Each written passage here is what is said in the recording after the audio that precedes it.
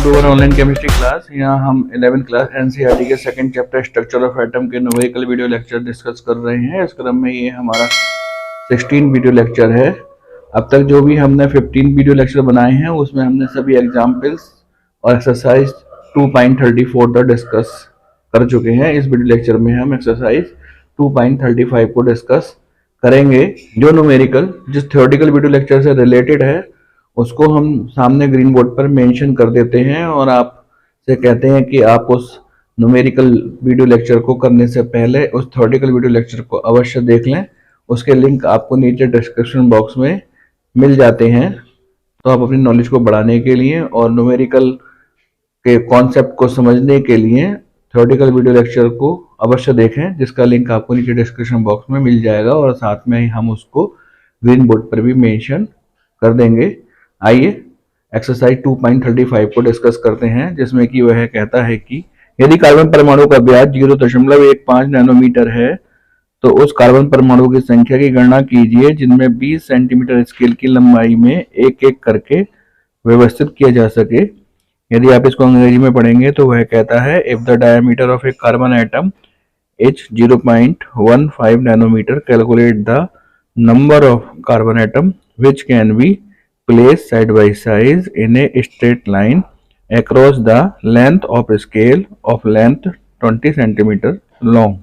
यदि हम इस न्यूमेरिकल की बात करें तो इस न्यूमेरिकल में कार्बन के एटम का डायमीटर उसने हमको दे रखा है 0.15 नैनोमीटर, जिसको हमने 10⁻⁹ से मल्टीप्लाई करके मीटर में चेंज कर लिया है।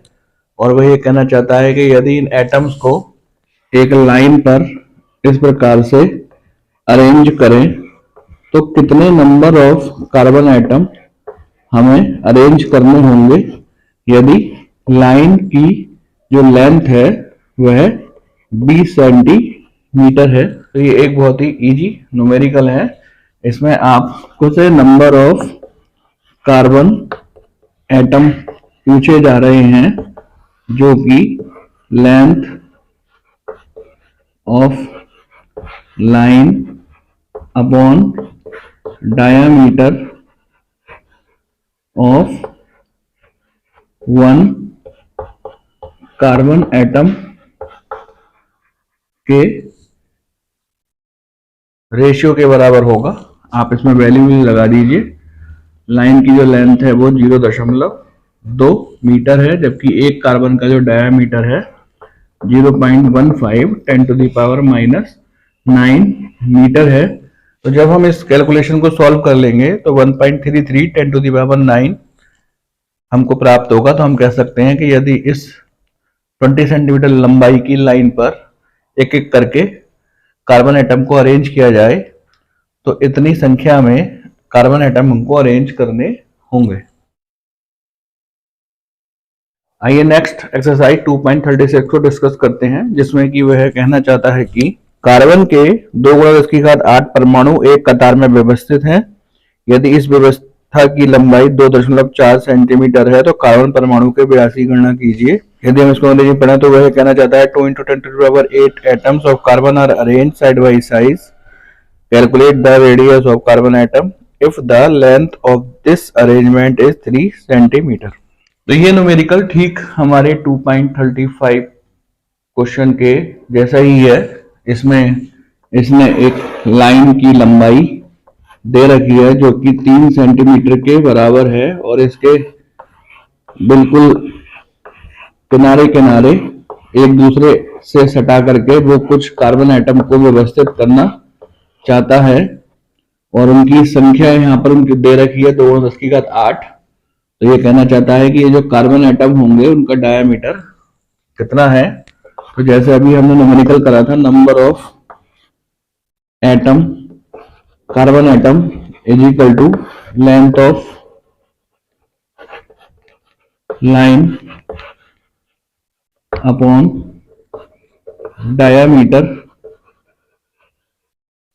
Of one carbon atom. तो यहाँ पर नंबर ऑफ कार्बन एटम इसने दे रखे हैं 2×10⁸।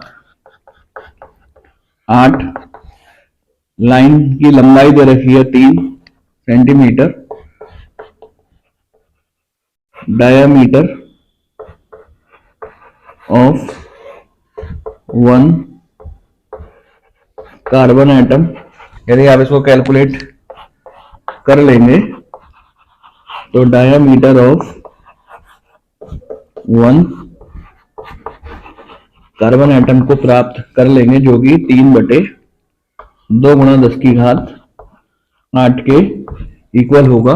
और जिसको हम यदि सॉल्व करें तो हमको 1.5 गुणा 10⁻⁻8 सेंटीमीटर प्राप्त होगा। तो हम कह सकते हैं कि कार्बन के एक एटम का जो डायामीटर अर्थात व्यास है वह 1.5 गुणा 10⁻8 सेंटीमीटर के बराबर है। एक बहुत ही इजी न्यूमेरिकल है, आप इसको कर सकते हैं।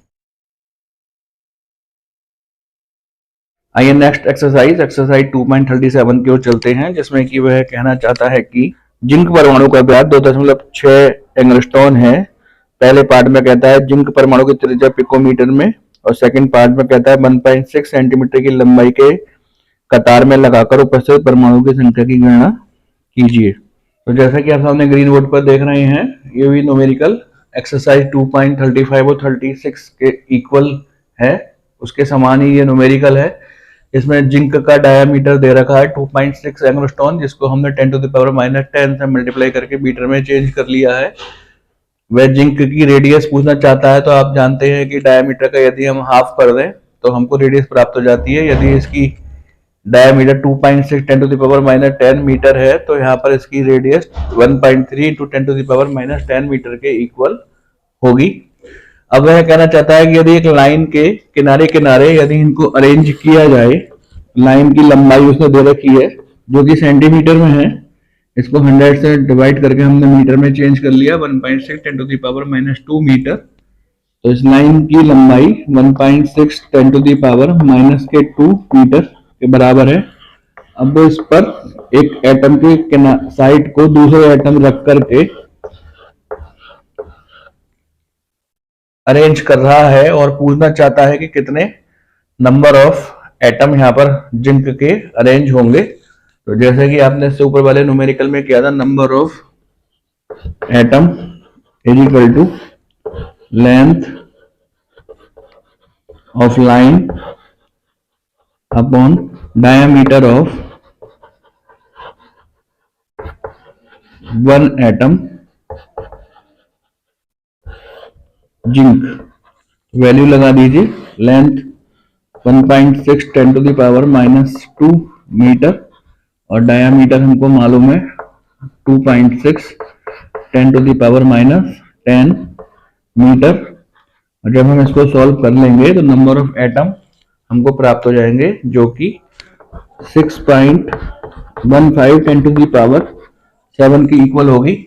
यदि हम इस लाइन के साइड बाई साइड एक एटम के बाद दूसरे एटम को अरेंज करें तो नंबर ऑफ जिंक एटम 6.15 10⁻7 के इक्वल होंगे।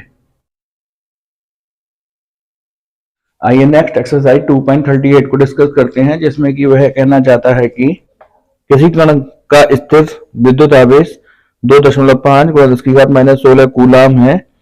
इसमें उपस्थित इलेक्ट्रॉनों की संख्या की गणना कीजिए। यदि हम इसको अंग्रेजी में पढ़ें तो वह कहना चाहता है certain particle carry 2.5 10⁻16 coulomb of static electric charge, calculate the number of electrons present in it. एक बहुत इजी न्यूमेरिकल है। इस न्यूमेरिकल में टोटल चार्ज दे रखा है और आपसे नंबर ऑफ इलेक्ट्रॉन्स की संख्या वह पूछना चाहता है। तो हम जानते हैं number of electrons is equal to total charge upon charge of one electron. तो टोटल चार्ज इसने 2.5 10⁻16 कूलाम दे रखा है और एक इलेक्ट्रॉन पर जो चार्ज है 1.6 10⁻19। जब हम इसको सॉल्व कर लेंगे तो नंबर ऑफ इलेक्ट्रॉन्स हमको प्राप्त हो जाएंगे, जो कि 1560 के बराबर होंगे। आप ये कैलकुलेशन कर सकते हैं। आइए नेक्स्ट एक्सरसाइज 2.39 की ओर चलते हैं, जिसमें कि वह कहना चाहता है कि मिलीकन के एक प्रयोग में तेल की बूंद पर चमकती एक्स किरणों द्वारा प्राप्त स्थैतिक वैद्युत आवेश प्राप्त किया जाता है। तेल की बूंद पर यदि स्थैतिक वैद्युत आवेश -1.282 इंटू 10⁻−18 कूलाम है तो उसमें उपस्थित इलेक्ट्रॉनों की संख्या की गणना कीजिए। तो जैसा कि आप सामने ग्रीन बोर्ड पर देख रहे हैं, एक ऑयल ड्रॉप पर जो टोटल चार्ज है वह -1.282 इंटू 10⁻−18 कूलाम है, और एक इलेक्ट्रॉन पर जो चार्ज होता है 1.6 इंटू 10⁻−19 कूलाम होता है। तो यहाँ पर टोटल नंबर ऑफ इलेक्ट्रॉन आपसे पूछे जा रहे हैं। Number of electron is equal to total charge upon charge of one electron.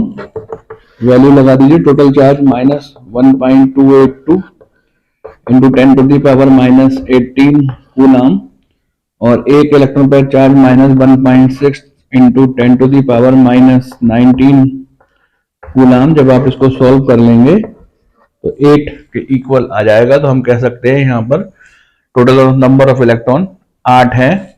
ये जो न्यूमेरिकल है 2.39, ये 2.38 न्यूमेरिकल के जैसा ही है। आइए नेक्स्ट एक्सरसाइज 2.40 की ओर बढ़ते हैं, जिसमें कि वह कहना चाहता है कि रदरफोर्ड के प्रयोग में सोने, प्लेटिनम आदि भारी परमाणुओं की पतली पन्नी को अल्फा कणों द्वारा बमबारी की जाती है। यदि एल्युमिनियम जैसे हल्के परमाणु की पतली पन्नी ली जाए तो उपरोक्त परिणामों में क्या अंतर होगा। तो ये जो एक्सरसाइज है 2.40, ये एक थ्योरेटिकल एक्सरसाइज है जो कि हमारे video lecture number 5 Rutherford atomic model से रिलेटेड है। इसमें वह ये कहना चाहता है कि रदरफोर्ड एटॉमिक मॉडल के एक्सपेरिमेंट में हमने भारी धातु जैसे कि सोना और प्लेटिनम जैसी मेटल्स ली थी, धातुएं ली थी। यदि हम उनके स्थान पर हल्की मेटल्स एल्युमिनियम लेते हैं तो क्या परिवर्तन आएगा। रदरफोर्ड एटॉमिक मॉडल आप वीडियो लेक्चर जब देखेंगे तो उसमें पाएंगे कि उसने सोने की पतली पन्नी पर अल्फा कणों का प्रक्षेपण कराया था। तो यदि हम भारी मेटल्स लेते हैं तो उनके न्यूक्लियस भी भारी होते हैं, उनमें नंबर ऑफ प्रोटॉन्स बहुत अधिक होते हैं, उन पर पॉजिटिव चार्ज बहुत अधिक होता है, और वे अल्फा कण को इजीली विस्थापित या प्रतिकर्षित कर देते हैं। तो इस थ्योरेटिकल एक्सरसाइज को आप Rutherford atomic model video lecture number 5 को देख करके आसानी से समझ सकते हैं। उसका लिंक आपको नीचे डिस्क्रिप्शन बॉक्स में मिल जाएगा।